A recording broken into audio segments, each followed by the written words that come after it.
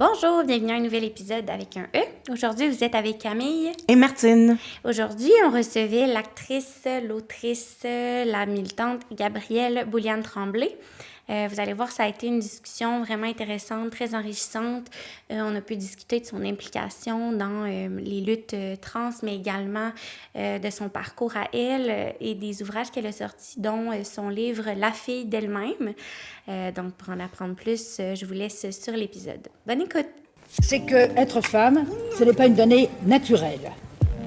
C'est le résultat d'une histoire. Pas mal de femmes ont envie de dire, oui, on peut avoir du plaisir dans la vie, dans le respect de l'intégrité de nos corps. On peut Protégeons, aidons, écoutons, respectons les survivantes. C'est la culture du viol.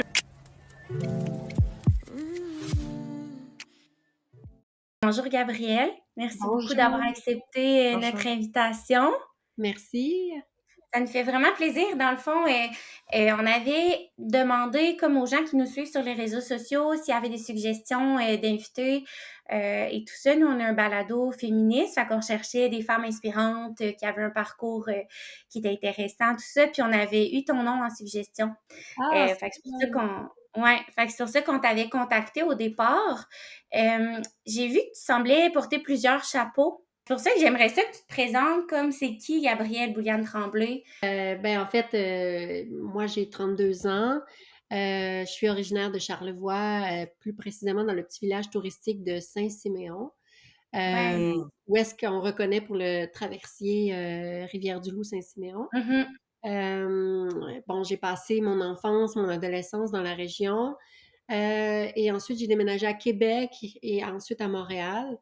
Je suis actrice, je suis comédienne, écrivaine, poète, activiste, militante pour les droits des personnes trans, mannequin, porte-parole pour Interligne.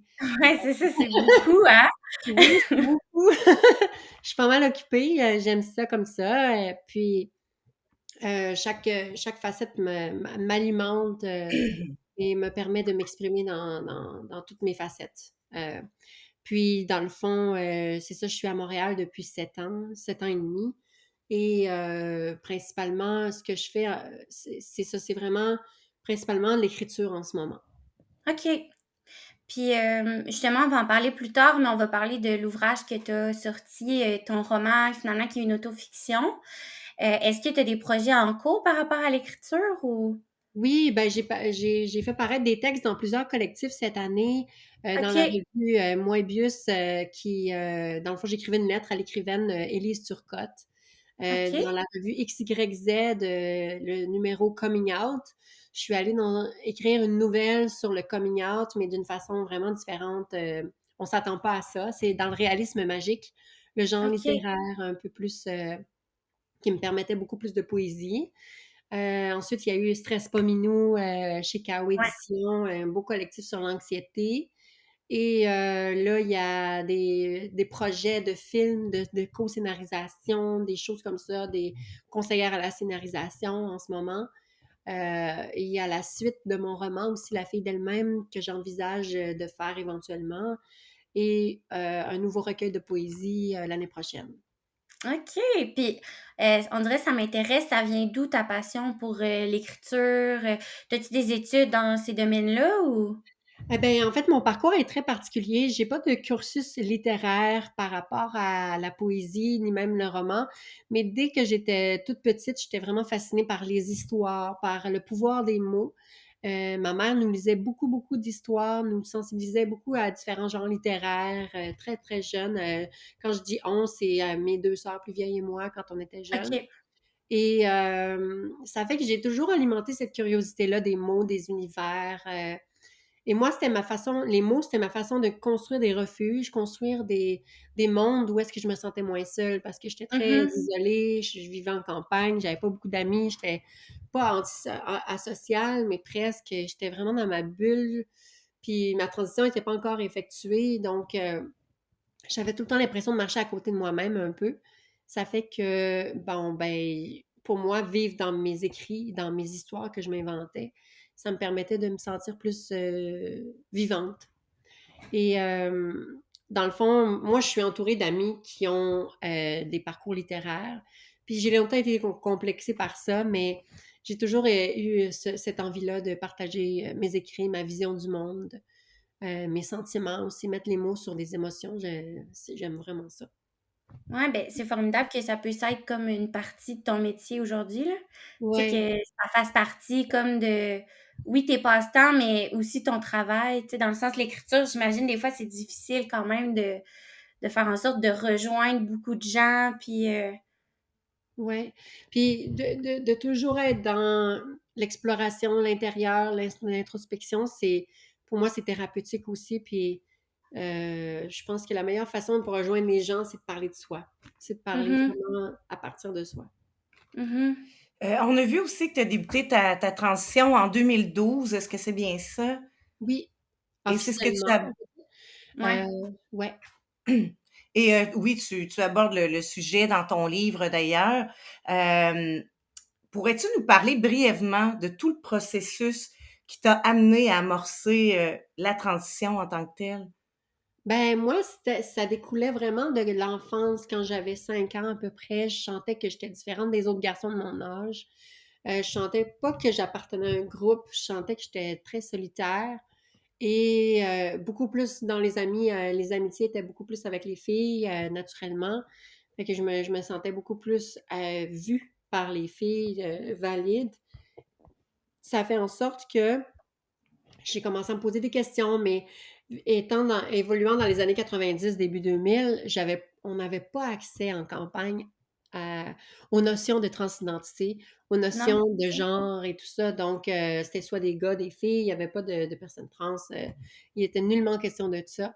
Alors, moi, mon exploration a été longue, elle a été très, très, très hasardeuse. Et c'est quand j'ai déménagé à Québec que j'ai fait la connaissance de la communauté queer vraiment plus forte et OK. donc des personnes trans qui m'ont aiguillée, qui m'ont dit: ah, peut-être que tu devrais regarder un peu. Donc, je suis allée sur des forums de discussion par rapport aux personnes trans et pour la première fois, je me reconnaissais dans ces témoignages-là, dans ces difficultés-là ces difficultés-là à surmonter. Donc, pour moi, c'était vraiment une révélation parce que j'avais fait un coming out en tant que personne gay, homme, homosexuel, et ça n'avait pas vraiment eu l'effet escompté dans le sens que je voyais mes amis gays vraiment épanouis, je voyais mes amis se révéler à eux-mêmes puis vraiment s'accomplir. Et moi, c'est comme si je stagnais, c'est comme si je faisais du surplace, puis j'étais comme, mais qu'est-ce que ça va me prendre, moi, pour être heureuse vraiment? Alors,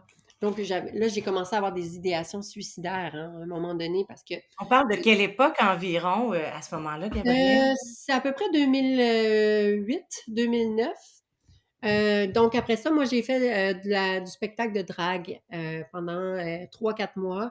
Euh, et vraiment, j'ai aimé ça parce que je me féminisais.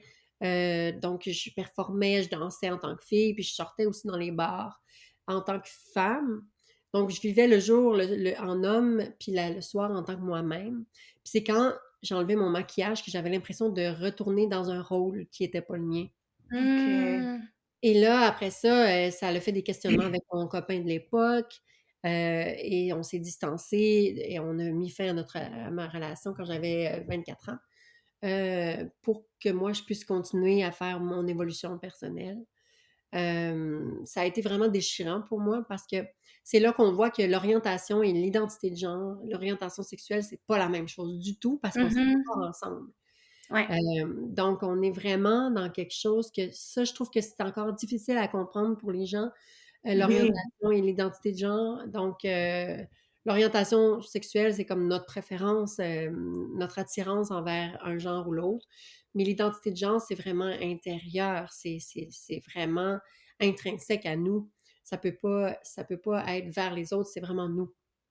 Donc, pour moi, c'est ça la différence. Puis, donc après ça, dans le fond, j'ai quitté le domaine de la drague parce que je me sentais pas non plus que je sentais pas non plus que j'étais à l'aise dans ce domaine-là à long terme, mais c'était juste assez pour me rendre compte que j'étais bien en femme, j'étais bien dans ma féminité et assumer mon genre, dans le fond, avec mon expression de genre. Et après ça, j'ai déménagé à Montréal pour jouer dans un film en tant que femme trans. Et c'est là que ça a été ma transition s'est vraiment amorcée avec publiquement et tout. Puis, dans le fond, tu t'étais inscrit dans des agences. Comment ça fonctionne? Est-ce qu'à ce moment-là, quand tu démontres ton intérêt pour le théâtre, pour comment t'appelles ça un peu, Le pas le cinéma. jeu, mais oui, le Mm. cinéma, exact. Est-ce que tu t'annonces comme étant une femme trans, comme étant un homme qui est prêt à jouer toutes sortes de rôles? Qu'est-ce qui fait que tu obtiens ce rôle-là, finalement, qui plus tard va te définir ton identité? Ben, en fait, moi, mon identité était déjà définie. Le rôle, dans le fond, il était déjà pour une femme trans. Il était écrit OK. pour une femme trans. Et il y avait un appel à tous sur un groupe de femmes trans qui disait on recherche une femme trans pour jouer dans ce film-là. Et moi, je venais de rompre avec mon copain, ça faisait 8 ans qu'on était ensemble et je me suis dit, bon, ben, j'ai plus rien à perdre, alors je vais y aller. Je vais faire les auditions et moi, le personnage était beaucoup dans la poésie. Était vraiment fascinée par les poèmes et tout. Donc, pour moi, c'était comme un emploi qui m'allait comme un gant, en fait, parce que Mhm. je sentais que je pouvais nourrir ce personnage-là avec ma propre passion pour les mots. Et ça le fait en sorte que j'ai décroché le rôle et après ça, bon, ben, ça a déboulé, il y a eu Tout le monde en parle, etc. Mais l'agence, elle est arrivée sur le processus du tournage parce que mon oncle, qui est acteur, lui, il avait déjà une agente et tout. Il m'avait dit, ça te prend une agente, ça va être gros ton affaire et tout. Puis OK. j'avais comme 24 jours de tournage, donc c'était vraiment un gros rôle. Et j'étais prête à ça parce que j'avais déjà essayé d'être actrice, mais j'étais pas assumée en tant que femme. Alors, Mhm. ça faisait que j'ai décroché après 2 semaines. Mais j'étais déjà en processus d'étudier. Puis la passion était là. Puis ça m'intéresse, vu que tu parles un peu du cinéma, est-ce que, tu sais, il y a tout le temps la grosse question autour de, ben, tu sais, exemple, on a le rôle d'une femme noire, ben, on va prendre une femme noire, tu sais, dans le sens, on va pas aller prendre une femme. Est-ce que toi, dans le futur, t'aimerais avoir des rôles qui sont des rôles pour des femmes, tout simplement, ou tu dis, on dirait que ça me dérange pas, puis je suis à l'aise de continuer à faire seulement des rôles de femmes trans, par exemple? Ben, moi, je suis partagée parce que, dans le fond, je trouve ça important que les personnages de femmes trans soient joués par des femmes trans. Pourquoi? Ouais. Parce qu'il y en a tellement pas beaucoup. Et les femmes trans, les personnes trans, on n'a pas beaucoup accès à des rôles en audition et tout ça. Fait que si c'est d'autres personnes que trans, ben c'est sûr que ça nous enlève des possibilités. Puis Ouais. moi, je regarde par mon expérience comment ça m'a tellement aidée. Moi, je n'étais pas une actrice professionnelle diplômée, etc. Mais ça m'a permis de me faire connaître. Puis ça a permis de nourrir le personnage, mais aussi d'avoir une Mhm. discussion après, quand on faisait des Q&A, quand on faisait quand on allait présenter le film dans les festivals et tout. Fait que ça me permettait d'avoir une discussion. Alors que si c'est une femme cisgenre qui joue ce rôle-là, c'est sûr que la conversation tombe à plat après, Ouais. parce qu'on ne peut pas parler des enjeux des personnes trans. On peut pas, cette personne-là ne peut pas être aussi précise dans les enjeux parce qu'elle ne vit pas cette réalité-là. Mais par contre, moi, je suis pour les défis, puis je suis pour aussi jouer d'autres choses, que ce soit pas nécessairement un personnage trans ou que ce soit pas nécessairement mentionné, mais on s'en fout. L'important, c'est que ce soit un Mhm. personnage qui apporte à l'histoire, puis qui est pas juste là pour être dans la dramatique de la chose. Mhm. Puis, tu sais, exemple, là, tu as obtenu ton premier rôle, tu savais que probablement tu allais te faire connaître, que ça allait faire parler. Tu sais, est-ce qu'à ce moment-là, tu es prête à justement te positionner comme un peu militante, puis à vraiment prendre parole sur les enjeux, ou ça s'est fait rapidement, puis c'est comme venu par la suite à cause que là, tu étais rendue sur la sphère médiatique et tout ça avec le film, puis. Ben moi, je pense que ça l'a déboulé par soi-même, en fait. Dans le sens que moi, je suis quelqu'un qui aime s'exprimer, je suis quelqu'un qui aime partager ma vision du monde et tout. Et c'est sûr que le film, je savais dans quoi je m'embarquais, je savais que ça allait Mhm. être vraiment un film coup de poing. J'avais lu tout le scénario et j'étais très consciente qu'il y avait beaucoup de nudité et que le Québec ou même puis le monde entier allait voir ça. Puis au Québec, c'était comme une première au niveau des personnes trans qu'on voyait du nu intégral. Puis pourquoi je l'ai fait, c'est parce que c'était pas dans un aspect voyeurisme. Parce que tous les autres personnages principaux étaient nus aussi. C'était dans leur revendication de personnages anarchistes, où est-ce qu'on se fout des genres un peu, on se fout Mhm. des conventions. Et bien sûr, ils se promenaient pas tout nus en pleine rue et tout ça, mais à l'intérieur, dans leur façon de fonctionner, ils étaient dans l'anarchie, dans la déhiérarchisation des genres et tout. Et moi c'est ça. Fait que je savais après, quand il y a eu la nomination comme première femme trans au Canada, nommée dans une catégorie comme meilleure actrice de soutien au prix écran canadien, c'est là que j'ai compris, OK, c'est plus gros que je pensais. Et ça a une teneur vraiment politique aussi. Euh, Mhm. le fait d'être la première femme trans au Canada, ça a ouvert des portes aussi.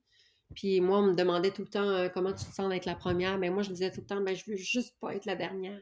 Je veux juste Mhm. pas. Ben oui. Moi, tant mieux. Puis je l'ai pas fait pour ça. Mais tant mieux si la porte est ouverte puis que ça continue. Ça donne du courage. Puis mon agente m'appelait pour me dire aussi, hey, depuis ton passage à Tout le monde en parle, il y a des femmes trans qui sont intéressées pour jouer, qui m'ont approché pour être leur agente, etc. Fait que je pense que tout le monde, on s'inspire l'un l'autre hein, à travers nos Ouais. actions, nos engagements. Peu importe de quelle nature il est, l'engagement, je pense que du moment quand... Moi, j'aime ça faire des choses pour moi, mais pour les autres aussi. Surtout pour Mhm. les autres. Et, et je trouve ça le fun parce que on est toujours dans la continuité des choses, on est toujours dans l'avancement. Puis euh, c'est sûr que je crois que ça m'a un peu cantonnée dans le rôle de la femme trans qu'on va appeler pour être une femme trans. La femme trans de service un peu. Tu sais, ça, je Mhm. l'ai Ouais. senti. Puis des fois, je l'ai senti que c'était la femme trans pour cocher une case dans une subvention ou dans dans un projet ou dans un panel, etc. Mais je pense que c'est un passage obligé. Maintenant, c'est moins ça. Et c'est tant mieux, ça évolue parce qu'il y a beaucoup plus de personnes trans qui veulent parler, qui ont des choses à dire. Ouais. Donc, c'est ça, c'est intéressant d'avoir plusieurs points de vue. Est-ce que justement, pour aller dans le même sens, est-ce que tu sens que les femmes trans sont incluses dans les débats féministes au Québec ou dans tout le Canada? Ben, je crois qu'il y a une certaine branche d'un féminisme qui exclut les personnes trans, et ça, c'est très clair. Euh, et, mais je crois que les médias s'intéressent beaucoup à notre vision de la chose aussi. Quand moi je suis approchée pour parler de certaines réalités, je sens ce souci-là de bien faire, de bien parler, de bien représenter. Je sens que on connaît beaucoup plus sur la réalité des personnes trans et on s'est rendu compte qu'on connaissait rien et que finalement, on a tout à apprendre encore sur le genre, sur la réalité des personnes trans, les femmes trans, les hommes trans, les personnes non binaires aussi. Mais je pense qu'un féminisme n'est pas un vrai féminisme s'il n'est pas inclusif. Donc, Mhm. je pense sincèrement que tant et aussi longtemps qu'on ne sera pas dans l'égalité de ça, à même le mouvement, je pense que ça... Parce qu'il y a une partie encore du féminisme, je dis pas que c'est toute la branche du féminisme, c'est une partie, en anglais on appelle ça les TERF. OK. Vous connaissez le terme, je vais le dire Ça me pour... dit quelque chose, ouais. c'est un acronyme, TERF, qui veut dire Trans Radical Exclusionary Feminist. OK. Donc, trans, ça veut dire des personnes qui excluent radicalement les Ouais. personnes trans du mouvement féministe. Et ça, Mhm. OK. c'est pas une insulte, en tout cas pour moi, d'appeler quelqu'un TERF, c'est une réalité. Dans le sens Mhm. que c'est vraiment un acronyme pour une idéologie, en fait. OK. Et ce mouvement-là, il y a un mouvement célèbre, il y a une personne qu'on pourrait nommer, c'est J.K. Rowling, qui a Mhm. fait beaucoup de sorties anti-trans dans les médias, sur Twitter. Même Emma Watson a voulu se désassocier un peu de ses propos, mais parce qu'elle a été affichée avec elle pour Harry Potter, etc. Mais Emma Watson, qui est très féministe Ouais. Ouais. elle-même, s'est dissociée et condamnait ces propos-là. Un peu. Puis trouvait que c'était injurieux, trouvait que c'était transphobe et tout. Donc, puis une personne avec une si grande tribune comme ça fait du dommage à la communauté. Ben oui, mais ça. Ah oui. Puis, je trouve ça intéressant que tu parles de ça parce qu'on peut tout de suite aller dans une question qu'on avait. Tu sais, nous, on est un organisme féministe qui s'affiche depuis toujours. Toutes les Calax, j'imagine, tu connais, il y en a un peu partout au Québec, là, qui s'affichent étant pour les femmes, tout ça. Tu sais, comment, toi, tu as trouvé ça, la réception de certains organismes, soit avant, après ou même pendant ta transition? Puis est-ce que tu trouves que les organismes qui se disent pour les femmes, exemple, aussi les maisons d'hébergement, tout ça, sont ouverts, du moins dernièrement ou à l'époque, ça a été quoi ton expérience si jamais tu as eu à faire affaire? Ben, moi, au tout début, quand j'étais à Québec, puis je savais pas que j'étais trans, j'avais eu recours à un organisme plus pour hommes. OK. Et ça avait rien donné, en fait, mais on m'avait mal orientée, on avait mal continué mon cheminement. Puis ça faisait que ça a été long avant de me trouver. Et je Mhm. trouvais que c'est une lacune aussi, tu sais, dans l'organisme même, même si c'est pour les hommes et tout. Je pense que c'était important qu'il y ait ces notions-là de transidentité aussi. Puis,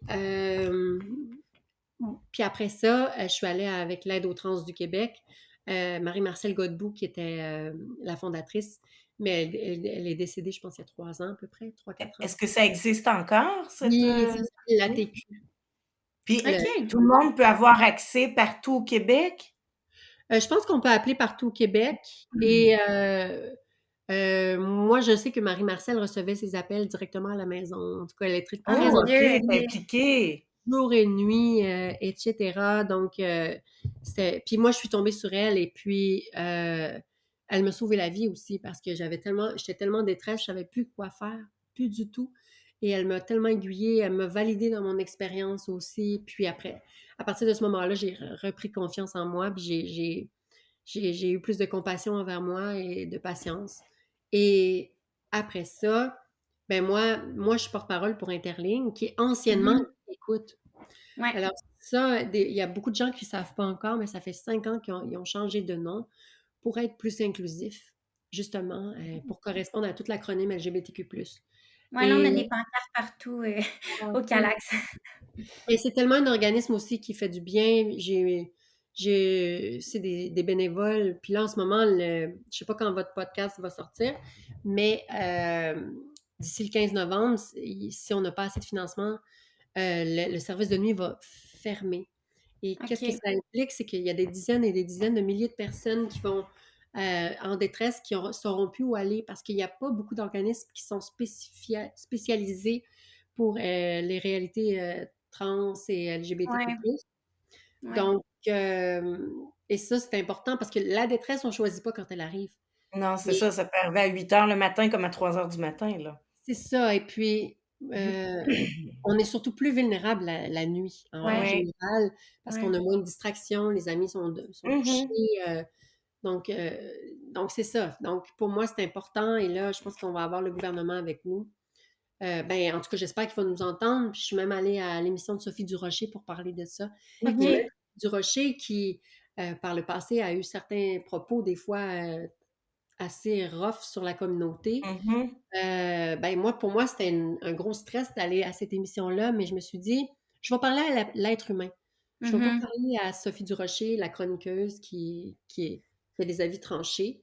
Ouais. Puis je vais parler être humain à être humain. Et finalement, je pense aussi grâce à son neveu qui est trans, ça lui a permis aussi de voir à quel OK. point c'est difficile d'être trans et de voir à quel point en tout cas, notre conversation, elle a duré 18 minutes, puis j'ai senti vraiment beaucoup de compassion de sa part et ça, j'ai vraiment été agréablement surprise, étonnée et très, très contente aussi. Ben oui. J'ai l'impression que ça... En tout cas, je vais regarder un peu qu'est-ce qu'elle écrit pour la suite des choses, mais j'ai l'impression que ça va calmer un feu.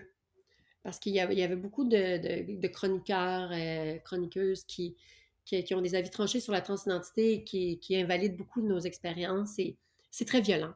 C'est Mhm. très Oui. violent. Et ça a des répercussions dans le quotidien chez beaucoup, beaucoup de Mhm. personnes. À l'intérieur d'elles-mêmes, mais aussi dans l'entourage immédiat de ces personnes-là qui souffrent de transphobie, qui subissent la transphobie. Ouais, ben, tu sais, juste au début de ton livre, j'imagine que ça vient un peu de ton expérience, de ton vécu, les petits témoignages que tu mets. Puis moi, ça me touche énormément, puis ça vient me chercher quelque part. Fait que j'imagine pas quelqu'un qui lit ça puis qui s'identifie à une expérience vécue Mhm. ou qui, tu sais, a ressenti des regards ou comment cette personne-là doit se sentir, alors que moi, je lis ça dans mon aisance de je suis née avec l'identité qui me convient, ça me touche. Donc, mais certainement, tu fais du bien à beaucoup de gens qui peuvent se retrouver dans ces discours-là. Là. Ah, je suis contente d'entendre ça parce que ça n'a pas été facile à écrire ce roman-là et ça a été sur 15 ans aussi, ça a été OK. un travail de longue haleine et euh, ce qui a pas été facile, en fait, c'est ça, c'est le manifeste, je l'appelle le manifeste de la femme trans, parce que j'étais allée plonger, au début du livre, je suis allée plonger dans mes 10 dernières années de transition. En fait, c'était 8 à l'époque, là, les 8 dernières années. Et j'ai rien inventé. Mhm. Fait que c'est vraiment toute ton émotion, tout ton vécu, Ouais, toute l'évolution que tu as pu vivre à travers ton processus, là. ouais. Puis, ben, le livre, mettons, le reste du livre est 80%, je te dirais, dans la vérité, OK. autobiographique. Mais je me suis permis une liberté aussi avec la famille, avec tous ces Ouais. enjeux-là, pour plein de raisons. Mais le manifeste, lui, je pense qu'il y a juste une affaire qui est différente, que j'ai pas vécue, mais que c'est quelqu'un dans mon entourage direct qui a vécu.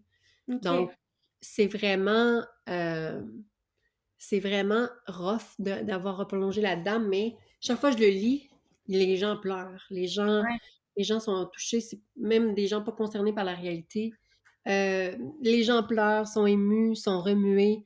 Puis moi, je pense que je vais le lire tant et aussi longtemps qu'il va y avoir de la violence. Puis Mhm.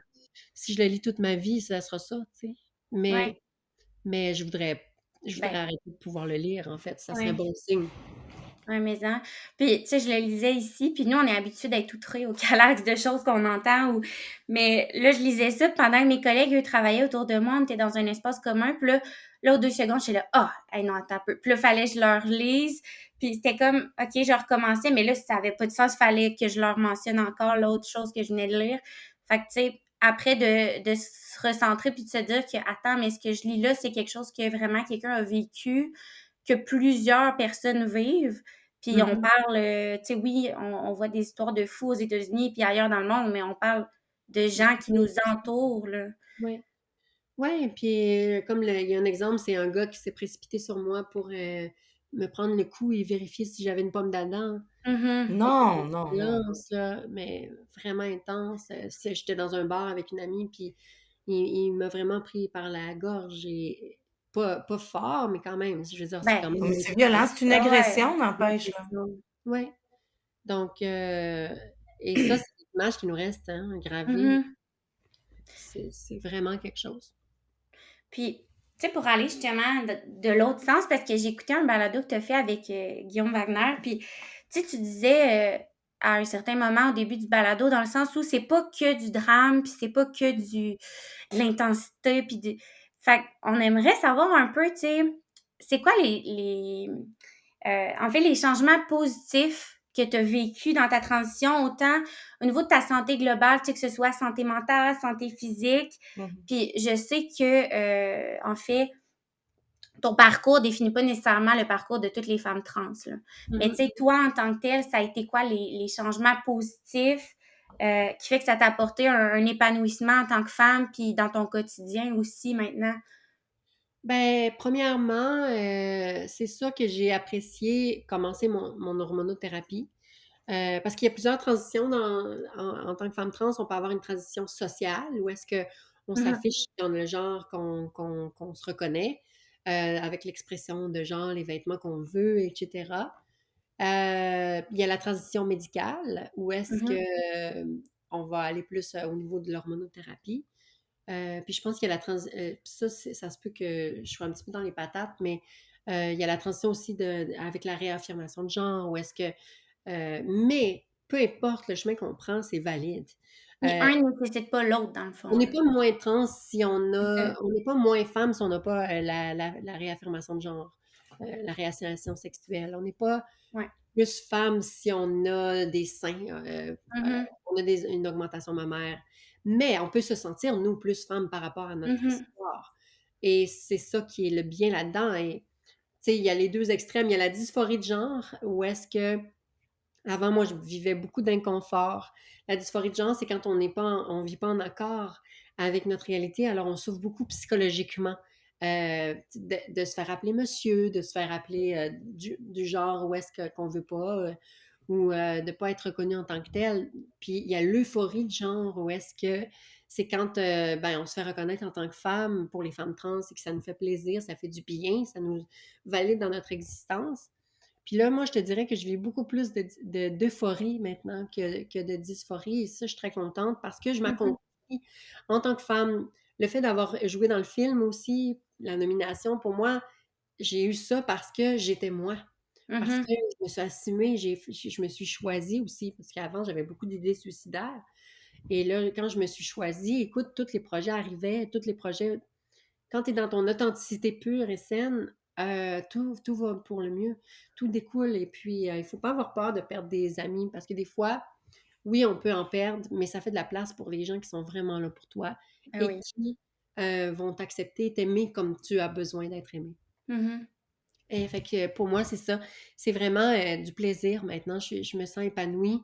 Puis dans mes relations personnelles, interpersonnelles aussi, tout va bien. Je sens vraiment que c'était ça que ça me prenait de m'épanouir, de m'assumer dans ma transition. Puis ton militantisme, tu le vois-tu comme un ajout à ce bonheur-là, quand tu dis l'euphorie de genre, tu sais, ton militantisme, trouves-tu que ça te permet de justement continuer euh, comment dire, de t'épanouir là-dedans ou des fois tu vois ça comme le fait de toujours devoir en discuter. Puis c'est pour ça qu'aussi, veux pas, quand je t'ai écrit, j'ai envie de connaître ton parcours, j'ai envie de connaître ton avis sur les enjeux, sur la place des gens, des femmes trans et des hommes trans et des non-binaires dans les services et tout ça. Mais en même temps, tu sais, je sais que c'est pas la seule chose qui te définit. Fait que des fois, on n'a pas envie non plus de mettre d'étiquette. Oui. Ben, c'est sûr que quand il y a des projets de loi qui menacent un peu l'intégrité des personnes trans, comme le projet de loi 2, où est-ce que le gouvernement de la CAQ voulait faire passer ce projet de loi-là, mais avec certaines clauses, euh, certains objectifs étaient problématiques. Est-ce que Euh, tu pourrais nous en parler un peu pour les gens là, qui s'y retrouvent pas? Ouais, ben en fait, je vais être vraiment vague parce que il y a d'autres personnes trans qui sont plus outillées au niveau de la loi et Mhm. tout ça.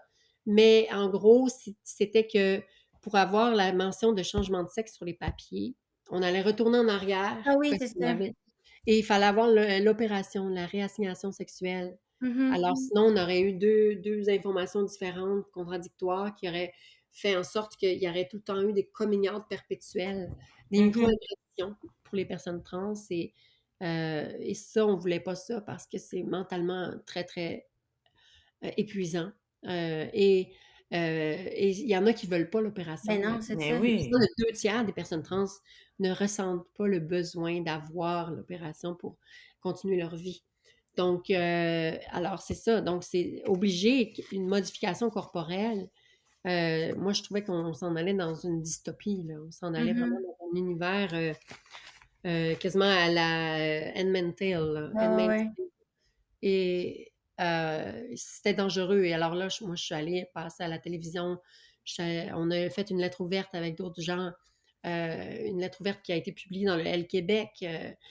Puis même le L Québec qui prend jamais de position politique et tout, Mm. ont décidé quand même de la publier parce qu'ils trouvaient que ça avait juste pas de bon sens Mhm. d'obliger des modifications corporelles et tout. Puis le gouvernement a reculé sur ces aspects-là. Mais OK. rien n'est acquis. C'est ça qu'on voit avec la communauté et tout ça, c'est que on est toujours dans un constant stress qu'on se fasse enlever nos acquis parce que là, on allait retourner en arrière, on allait être la seule province au Canada qui allait faire ça en plus. Euh, OK. très, très, des dizaines d'années en arrière, là. Mais je me sens obligée de le faire quand je sens qu'il y a des vies qui sont en jeu. Mhm. Comme, comme là, il y a euh, comme là, il y a le service de nuit Interligne qui est menacé. Et pour moi, vu que pour moi, c'est une question de vie ou de mort d'avoir eu Ouais. accès à quelqu'un à l'autre bout du fil, ben, c'est pour ça que moi, je veux pas que les gens vivent ça, qu'il y ait Mhm. personne au bout du fil. C'est important, ça change une vie, ça sauve des vies. Mhm. Mhm. Qu'est-ce que tu pourrais conseiller? Parce que, bon, comme nous, Ouais. parfois au bureau, on peut rencontrer, on voit que des femmes, par exemple, qui sont pas bien d'être une femme ou des choses comme ça. Qu'est-ce qu'on pourrait leur dire à ces gens-là pour qu'ils voient que au bout de tout ça, comme toi, là, t'es épanouie, tu sais, on le sent quand tu parles, t'es toute entière. Qu'est-ce qu'on pourrait leur dire à ces gens-là? Ben, moi, c'est ça que je leur dirais. Dans l'approche, en fait, c'est de toujours, mettons, utiliser les pronoms qu'ils ou elles utilisent, de Mhm. respecter leur choix.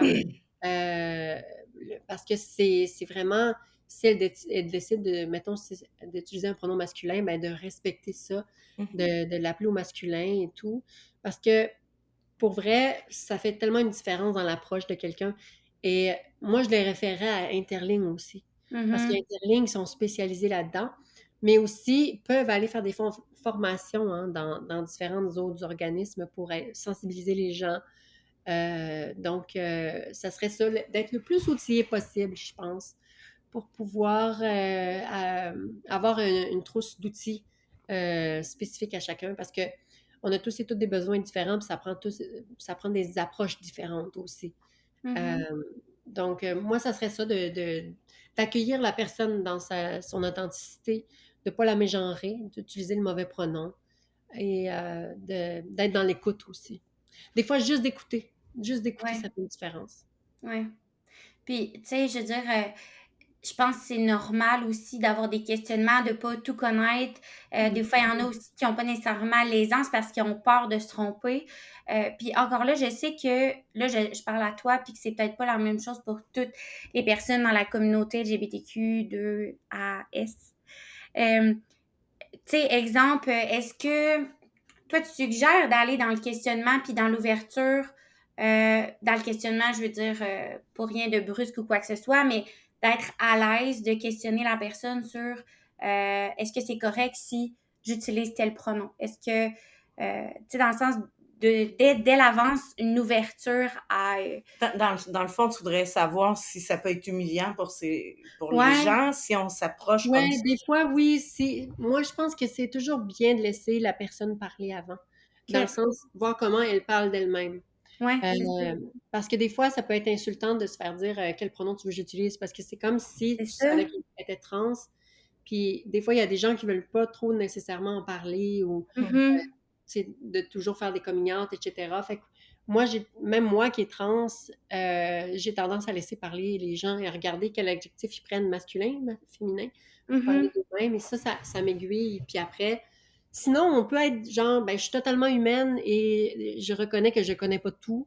Je veux pas Ouais, être blessante, etc. Puis si jamais je m'adresse mal envers toi, ben, de s'excuser aussi, ben oui. c'est gratuit. Puis Mhm. ça fait juste enlever des tensions. Ouais. Puis de pas se sentir mal, parce que ça peut arriver, on est humain. Mhm. Puis on est dans l'apprentissage de tout ça aussi. C'est quand même assez récent, là, les pronoms dans le monde, là, tu sais, qu'on utilise ça. Donc, Ouais. c'est ça. OK. Puis on Ben, demande pas, c'est vraiment pas bien, ben, pas recommandé. Non, en fait, c'est pas, moi, je ne conseille pas de dire quel pronom tu préfères. C'est plus quel pronom utilises-tu. OK. OK. Dans quel C'est pas une sens? C'est quoi? préférence, c'est une identité. Donc, quel pronom utilises-tu? OK, ouais, dans le sens. OK, ouais, je comprends. Oui. Euh, on voulait savoir, mais premièrement, tu as répondu pas mal à nos questionnements. Puis on avait beaucoup de questionnements aussi par rapport à, quand je te disais, tu sais, l'accueil qui est bien d'avoir dans un service, exemple, qui est offert aux femmes pour des femmes trans. Euh, mais aussi, on se demandait, est-ce que, outre Interligne, il y a d'autres ressources que tu suggères? Pour la communauté, Mhm. Mhm. Puis, exemple, ben, nous, c'est sûr, on est avec beaucoup avec des femmes. Donc, exemple, qu'on a. Ben, j'ai une question pour toi. Exemple, quelqu'un qui s'identifie comme femme, mais qui n'a pas débuté sa transition.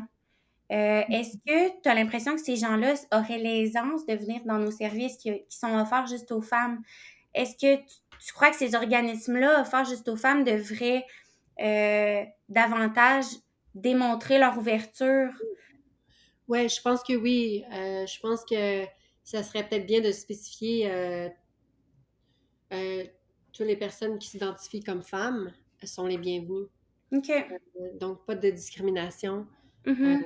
Parce que souvent, il y a des femmes trans qui ont été refusées dans différents organismes. Je ne sais pas lesquels. Ouais. Je pourrais pas les nommer, mais des fois, ça faisait que, bon, ben, ils finissaient dans la rue, ces Mhm. gens-là, parce qu'évidemment, ils vont pas aller chez les hommes Mhm. pour des centres d'hébergement et tout. Donc, ça fait juste être plus sujet à des violences physiques et mentales. OK. Donc, c'est de spécifier en fait que vous êtes dans l'ouverture, que vous êtes en démarche d'outiller, de comprendre un peu plus, tu sais, de référer à Interligne, de faire de la formation continue pour les membres bénévoles et tout qui viennent en aide aux gens. Mhm. Puis, en terminant, tu parlais de projets sur lesquels tu travailles présentement. Est-ce qu'il y a des choses qu'on peut surveiller qui s'en viennent? C'est sûr, il y a ton livre, La fille d'elle-même, qu'on va mettre les liens pour se le procurer avec Ah, voyons, un recueil. C'était ça le mot que je cherchais, Ah, mais c'est pas bon, nécessairement voilà. un recueil, mais c'est le mot que je cherchais. non, mais Mais oui, par rapport au collectif sur l'anxiété, le Stress pas minou aussi, on va mettre les ah, liens. cool. Hmm. Puis, est-ce qu'il y a autre chose à surveiller? Ben, il y a l'adaptation télévisuelle de La fille d'elle-même qui s'en Ah, vient. c'est tellement excitant, ouais. Ouais, c'est en développement. Je sais pas Au quand, Québec? mais au Québec, ouais. Ah, c'est au Québec, OK. Et puis, il y a la traduction anglaise de La fille d'elle-même qui sort je pense, printemps prochain, printemps ou OK. hiver prochain, 2023. Donc, ça, c'est très le fun aussi. Il y a des belles choses qui s'en viennent. Mais vous pouvez me suivre sur mon Instagram. Je suis très Mhm. active. Je poste beaucoup sur les projets et tout. Fait que gabrielle.bouliane.t sur Instagram, c'est pas mal mon feed de nouvelles et tout quand il y a des développements. Mais c'est pas mal l'écriture en ce moment. OK. Donc, si on avait des gens qui nous écoutent, qui auraient des questions, donc on pourrait venir Oui, vers toi à ce moment-là sans souci. oui, c'est ça. Oui. Puis, ça me fait toujours plaisir de répondre. Je réponds pas tout le temps vite, vite, vite, mais Ouais. le plus vite possible. Ça, c'est ça. Mhm. OK. Ben, merci beaucoup pour ton temps. Oui, Puis, merci.